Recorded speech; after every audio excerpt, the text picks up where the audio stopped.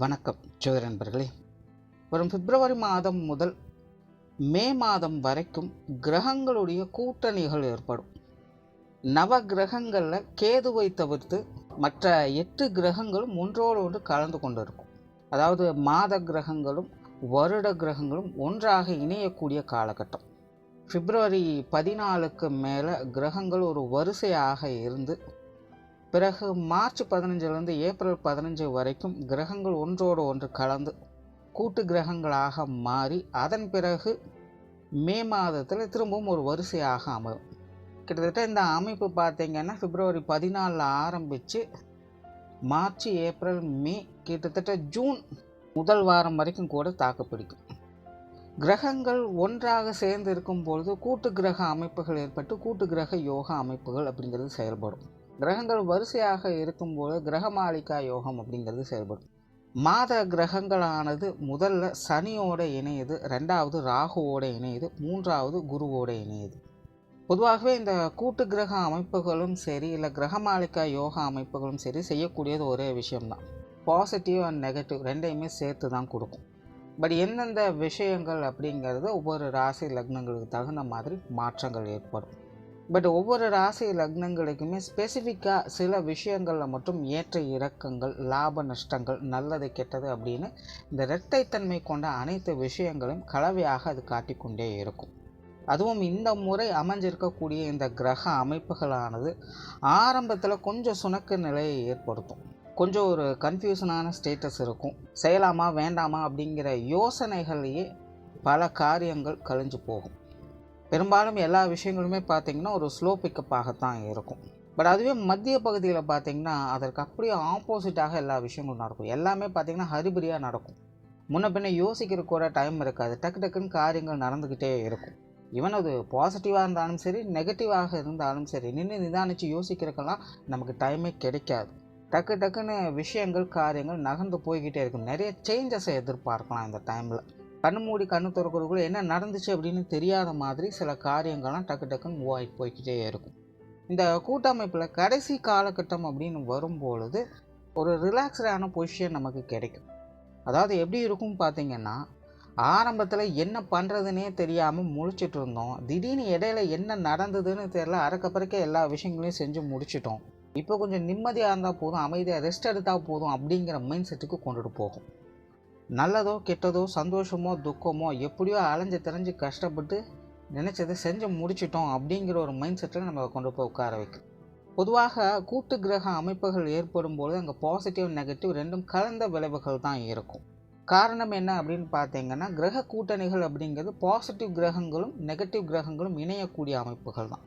தவிர ஸ்தான பலத்தின் அடிப்படையிலையும் பார்த்தீங்கன்னா சில கிரகங்கள் பாசிட்டிவாகவும் இருக்கும், சில கிரகங்கள் நெகட்டிவாகவும் இருக்கும். பட் இங்கே எல்லா கிரகங்களுமே ஒன்று சேரும் பொழுது அப்போ அங்கே ஸ்தான பலமும் அந்த பாசிட்டிவ் நெகட்டிவ் கலந்த நிலைகளை தான் அது செயல்படவும் செய்யும். ஸோ இயற்கையாகவே இந்த கூட்டு கிரக அமைப்புகள்லாம் ஏற்பட்டுடுச்சு அப்படின்னா முழுசாக நம்ம நல்ல விஷயங்களும் எதிர்பார்க்க முடியாது. அதுக்காக முழுசாக எல்லாமே கெட்ட விஷயங்கள் தான் அப்படின்னு சொல்லிட முடியாது. இந்த மாதிரியான கிரக அமைப்புகள் ஏற்படும் பொழுது தான் அங்கே அதிர்ஷ்டமும் வேலை செய்யும், துரதிர்ஷ்டமும் வேலை செய்யும். அது அதிர்ஷ்டமா இல்லை துரதிர்ஷ்டமா அப்படிங்கிறதான் அவங்கவுங்களுடைய பிறப்பு ஜாதகம் முடிவு செய்யும். பிறப்பு ஜாதகத்தில் அவங்களுடைய கிரக அமைப்புகள் இப்போது எந்த நிலைமையில் இருக்குது அப்படிங்கிறத வச்சு அதை டிசைட் பண்ணலாம். பட் இங்கே நம்ம பொது பலன்கள் பார்க்கறதுனால ஜென்ரலாக இது எப்படி இருக்கும் அப்படிங்கிறத புரிஞ்சுக்கிட்டிங்கன்னா அதை கொஞ்சம் ஈஸியாக எடுத்துகிட்டு போகலாம். ஒருவேளை இந்த காலகட்டங்கள் உங்களுக்கு நல்ல விஷயங்கள் நடந்துக்கிட்டு இருக்குது அப்படின்னா நீங்கள் சந்தோஷமாக அதை மேற்கொண்டு எடுத்துகிட்டு போகலாம். ஒருவேளை உங்களுக்கு மோசமான விஷயங்கள் நடந்துகிட்ருக்கு அப்படின்னா நீங்கள் அதை நினச்சி பெருசாக பயப்பட வேண்டியதில் கவலைப்பட வேண்டிய பெருசாக அதை நினச்சி ரிஸ்க் எடுக்காதீங்க, ஃப்ரீயாக விடுங்க. கொஞ்ச நாள் அது தானாகவே சரியாயிடும். திரும்ப திரும்ப அதே விஷயங்களுக்குள்ளே போய் மாட்டிக்காதீங்க.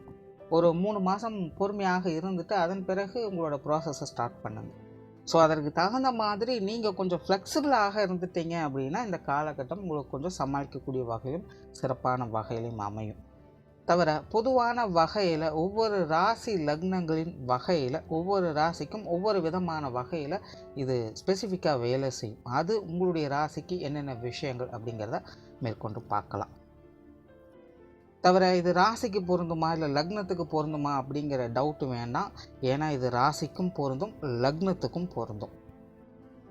கன்னி கன்னி ராசி கன்னி லக்னக்காரங்களுக்கு இந்த 4 மாத கிரக கூட்டணிகள் என்பது ரொம்பவுமே ஒரு கலவையான நிலைகளில் தான் வேலை செய்யும். ஸோ கன்னி ராசி கன்னி லக்னக்காரங்களும் ரொம்பவுமே கேர்ஃபுல்லாக இருக்க வேண்டிய காலகட்டம் அது. ஏன்னா இந்த கிரக கூட்டணிகளின் போது இடைக்காலத்தில் உங்களுடைய ராசிநாதன் ராசிக்கு 7ஆம் இடத்துல நீச்சகதியும் அடைகிறாங்க. பட் இருந்தாலுமே உடன் மற்ற கிரகங்களுடைய இணைவுகளும் இருக்கிறதுனால இது நீச்சபங்க யோகமாகவும் அது செயல்படும். பட் இருந்தாலுமே ராசிநாதன் நீச்சத்தில் இருக்கும்போது அதனுடைய வலிமை குறைவாகத்தான் இருக்கும். மற்ற கிரகங்களுடைய சப்போர்ட்டாலையும் பலத்தாலையும் தான் உங்களுக்கு சாதகமான பலன்கள் அப்படிங்கிறது ஏற்படும். ஸோ இந்த 4 மாத காலகட்டம் அப்படிங்கிறது கன்னி ராசி கன்னி லக்னக்காரங்களை பொறுத்த வரைக்கும் கொஞ்சம் கேர்ஃபுல்லாக இருக்க வேண்டியது அவசியமாக இருக்கும். மெயினாக கன்னிராசி கன்னி லக்னக்காரங்களுக்கு வெளி விஷயங்கள் வெளி காரியங்கள் மற்றவர்கள் சம்பந்தப்பட்ட விஷயங்கள் காரியங்களில் ஈடுபாடுகள் அதிகரிக்கும். இது வரைக்கும் உங்களுடைய விஷயங்கள் காரியங்கள் அப்படின்னு செயல்பட்டுட்டு வருவீங்க. உங்களுக்கு தேவையான விஷயங்களில் ஈடுபாடுகள் இருந்துக்கிட்டு வரும். நீங்கள் உண்டு நீங்கள் உங்களுடைய வேலை உண்டு அப்படின்னு கூட அமைதியாக இருந்துட்டு வந்திருக்கலாம். பட் இந்த காலகட்டங்களில் பார்த்தீங்கன்னா உங்களுக்கு வெளி விஷயங்களால் ஈர்க்கப்படுவீங்க. வேறு வழியே இல்லாமல் கட்டாயமாக வெளி இடங்களுக்கு போய் வர வேண்டியதாக இருக்கும். மற்றவங்க பேசக்கூடிய விஷயங்கள் எல்லாமே உங்கள் காதுக்கு வர செய்யும். இது வரைக்கும் எதையுமே கண்ணு காணாமல் கூட இருந்து வந்திருப்பீங்க. பட் இப்போ பார்த்தீங்கன்னா உங்களை பற்றி இப்படி சொல்கிறாங்க அப்படி சொல்கிறாங்க அப்படிங்கிற மாதிரியான ஏதாவது ஒரு செய்திகள் உங்கள் காதுக்கு வந்துக்கிட்டு இருக்கும். இந்த மாதிரியான விஷயங்கள் காரியங்கள்லாம் முடிஞ்ச அளவுக்கு பெரிதுபடுத்தாமல் இருக்கிறதுனால கொஞ்சம் ஃப்ளெக்சிபிளாக இருக்க ட்ரை பண்ணுங்கள். ஏன்னா கன்னி ராசி கன்னி லக்னத்தை பொறுத்த வரைக்கும் இந்த காலகட்டம் அப்படிங்கிறது எல்லா விஷயங்களுமே கொஞ்சம் டெம்பரரியாக தான் வேலை செய்யும். ராசிநாதன் நீச்சகதி அடைந்து வலிமை இருக்கக்கூடிய இந்த காலகட்டம் அப்படிங்கிறது சில வகைகள் சாதகமாகவும் இருக்கும். ஏன்னா கிரகம் நீச்சகதியில் இருக்கும்பொழுது பெருசாக எதையுமே உள்வாங்கிக் கொள்ளாது. அதனுடைய ரிஃப்ளெக்ஷன் அப்படிங்கிறது பெருசாக ஏற்படாது. ஸோ நல்லதோ கெட்டதோ எதையுமே பெருசாக எடுத்துக்கொள்ளாது. ஸோ அந்த வகையில் பார்க்கும்போது இந்த கிரக கூட்டணிகளால் ஏற்படக்கூடிய சில மோசமான விஷயங்கள் கூட உங்களுக்கு பாதிப்புகளை ஏற்படுத்தாமல் சாதகமான தன்மைகளை ஏற்படுத்தி கொடுக்கும். அதாவது தலைக்கு தலைப்பாகையோடு போச்சு அப்படின்னு நினைக்கக்கூடிய வகையில் உங்களுடைய சங்கடங்கள் கண்டிப்பாக போகவும் செய்யும். ஸோ கன்னி ராசி கன்னி லக்னக்காரங்க வெளி விஷயங்கள் காரியங்கள் மற்றும் மற்றவங்க சம்பந்தப்பட்ட விஷயங்கள் காரியங்களை கொஞ்சம் நிதானத்தோடும் பொறுமையோடும் அனுசரிப்போடும் செயல்பட்டு வந்தீங்கனாலே இந்த 4 மாத காலம் அப்படிங்கிறது உங்களுக்கு சிறப்பாகவே அமையும். புதிய விஷயங்கள் மற்றும் புதிய காரியங்களில் சாதகமான தன்மைகள் இருக்கும். தொழில் வேலை உத்தியோக ரீதியாக நிறைய மாற்றங்களை எதிர்பார்க்கலாம். குறிப்பாக வாடிக்கையாளர்கள் சம்மந்தப்பட்ட விஷயங்களில் ஈடுபாடுகள் அதிகரிக்கவே செய்யும். பட் அவங்க விஷயங்களை கொஞ்சம் கேர்ஃபுல்லாக டீல் பண்ணுங்கள். அதே போல் இந்த காலகட்டங்களில் மற்றவர்களை நம்பி எந்த ஒரு காரியத்திலும் ஈடுபட வேண்டாம். அதாவது மற்றவங்க ஷூரிட்டி கொடுக்குறாங்க அப்படின்னு ஒரு விஷயத்தை செய்கிறது, அப்படி இல்லைன்னா நமக்கு தெரியாத ஒரு விஷயம் இன்னொருத்தருக்கு நல்லா தெரியும் அப்படின்னு சொல்லி அவங்களையே முழுமையாக நம்பி அந்த காரியத்தில் ஈடுபடுறது, இந்த மாதிரியான விஷயங்களும் கொஞ்சம் தவிர்த்துக்கிறது நல்லது. வெளியூர் மற்றும் வெளிநாடு சம்பந்தப்பட்ட விஷயங்கள் கொஞ்சம் சாதகமாக இருக்குது. குறிப்பாக வெளிநாடு சம்பந்தப்பட்ட விஷயங்கள் இந்த 4 மாத கால இறுதி பகுதிகளில் உங்களுக்கு ரொம்பவுமே சாதகமான தன்மைகளை ஏற்படுத்தி கொடுக்கும். சிலருக்கு வேலை அலுவலகம் சார்ந்த விஷயங்களை இடமாற்றங்கள் போன்ற விஷயங்கள் ஏற்படுவதற்கும் வாய்ப்புகள் இருக்குது. பொருளாதார ரீதியான விஷயங்களில் கொஞ்சம் கவனம் எடுத்துக்கங்க. கொடுக்கல் வாங்கல் விஷயங்கள்லாம் கொஞ்சம் கவனம் தேவைப்படும். அதே போல் உடல்நலம் சார்ந்த விஷயங்களும் கொஞ்சம் கவனம் எடுத்துக்கங்க. ஏன்னா ராசிநாதன் நீச்சமாகும் போது கண்டிப்பாக மனச்சோர்வுகள் அப்படிங்கிறது இருக்கவே செய்யும். பட் இந்த டைம் மற்ற கிரகங்களுடைய சப்போர்ட்டும் இருக்கிறதுனால பெருசாக பாதிப்புகள் அப்படிங்கிறது இருக்காது. அதனால் பெருசாக கவலைப்படுறதுக்கு இல்லை. பட் இருந்தாலும் அவ்வப்போது கொஞ்சம் மன சுணக்கங்கள் அப்படிங்கிறது ஏற்படத்தான் செய்யும். இப்போ உடல்நல ரீதியாக கொஞ்சம் சுணக்க நிலை அப்படிங்கிறது இருக்கத்தான் செய்யும். உங்களுக்கு மட்டுமல்ல குடும்ப உறவுகள் ரீதியாக கொஞ்சம் மருத்துவ விரயங்கள் அப்படிங்கிறது தவிர்க்க முடியாததாகவே இருக்கும். ஸோ உடல்நலம் சார்ந்த விஷயங்கள்லாம் கொஞ்சம் கேர்ஃபுல்லாக எடுத்துக்கிறது நல்லது.